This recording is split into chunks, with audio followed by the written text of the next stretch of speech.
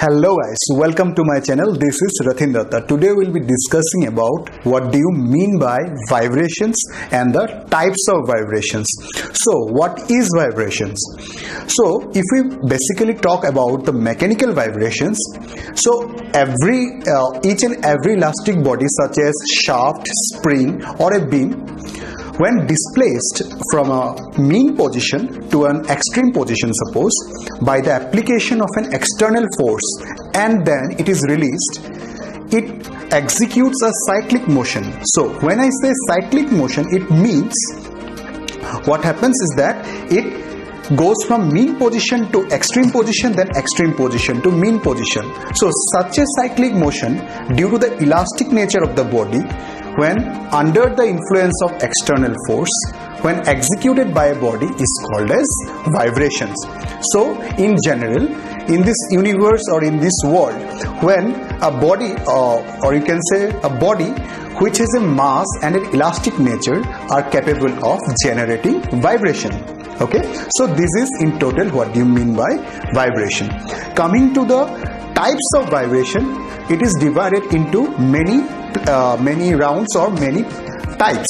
So based on the actuating force, based on external resistance, based on the motion of the system with respect to the axis, based on the type of the behavior of the system, and based on the actuating force, magnitude of actuating force in a given time.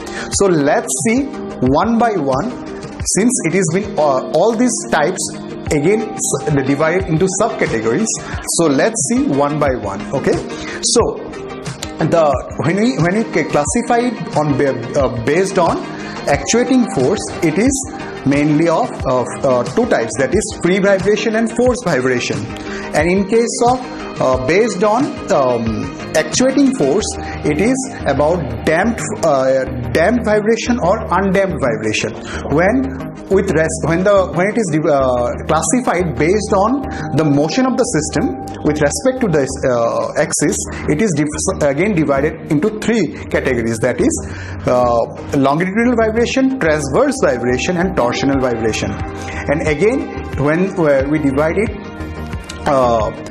with respect to the behavior of the system, it is subdivided into linear vibration and non-linear vibration.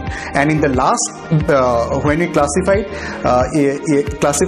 on the based on the magnitude of the actuating force in a given time, it is subdivided into two categories, that is deterministic vibration and non-deterministic vibration, that is random vibration. Let's see one by one.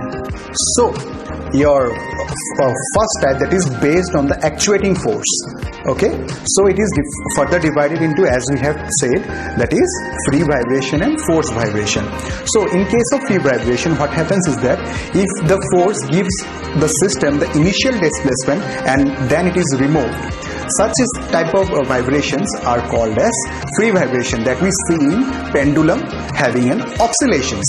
And in case of force vibration, what happens is that the system is subjected to periodic external forces.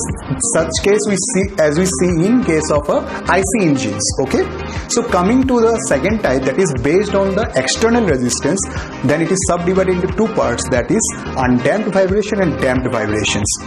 So if there is no external resistance given to the vibrating system, such a vibration is called as undamped vibrations. Such as in case of we see in pendulum moving, having an oscillation where the air resistance is not considered or is considered as negligible. That kind of vibration is also called as undamped vibration. In case of damped vibration, what happens is that there is given an external resistance to the vibration of the system. For example, a vehicle moving in a rough road with shock absorber, such a system is called as damped vibrations. Okay, so coming to our third type, that is based on the motion of the system with respect to the axis.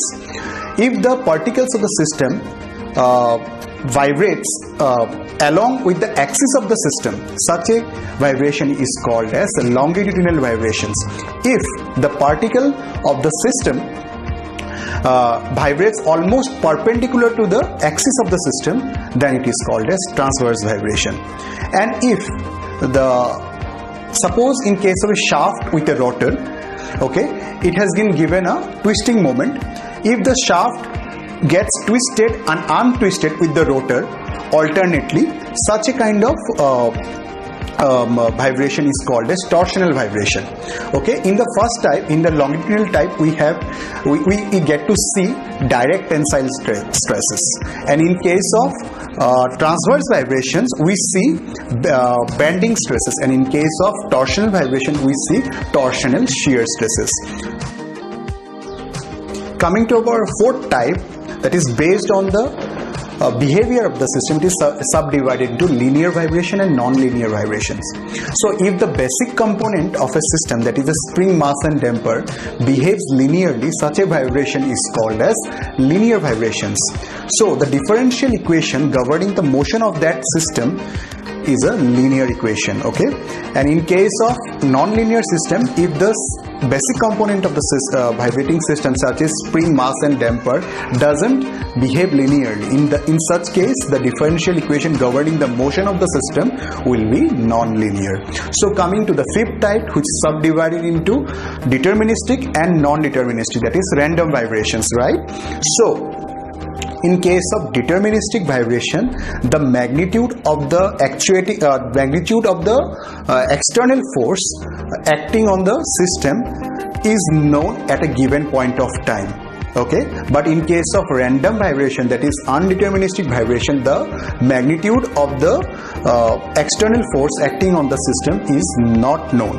As we see during an earthquake, the building is subjected to a random vibration, that is undeterministic vibration, which is also called as seismic vibration.